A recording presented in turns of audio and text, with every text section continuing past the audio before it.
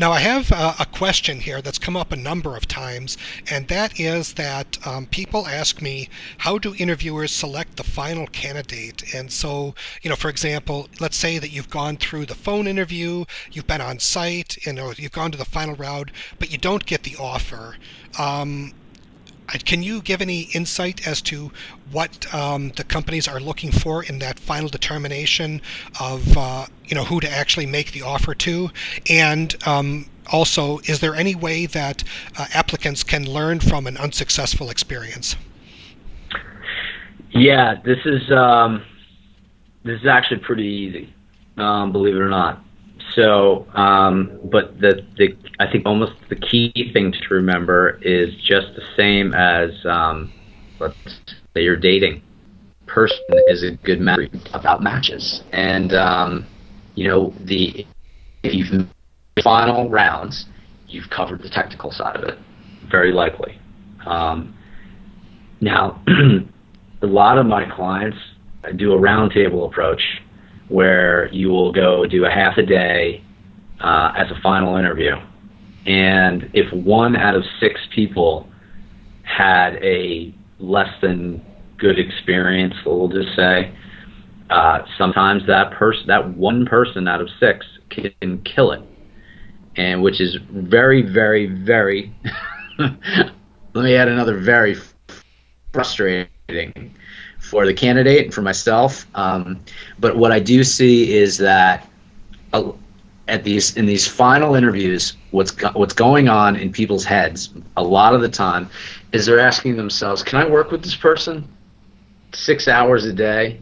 Are they gonna help me do better?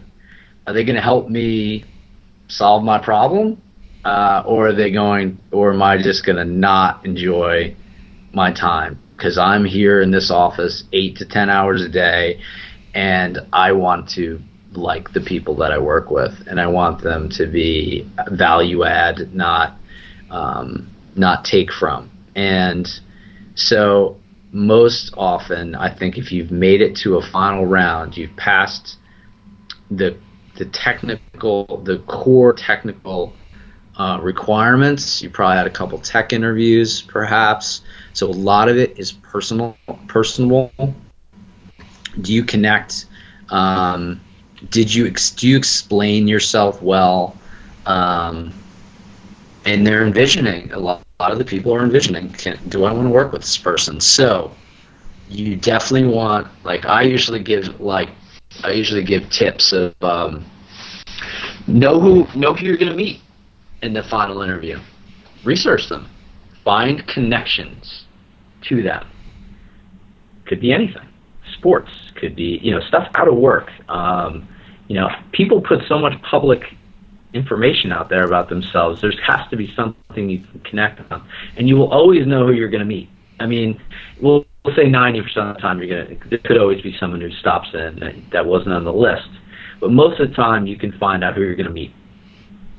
And you can do a little homework, and you can try to engage them. And you can do things like ask them at the end, "Have I answered all your questions? And if I haven't, what can I do?"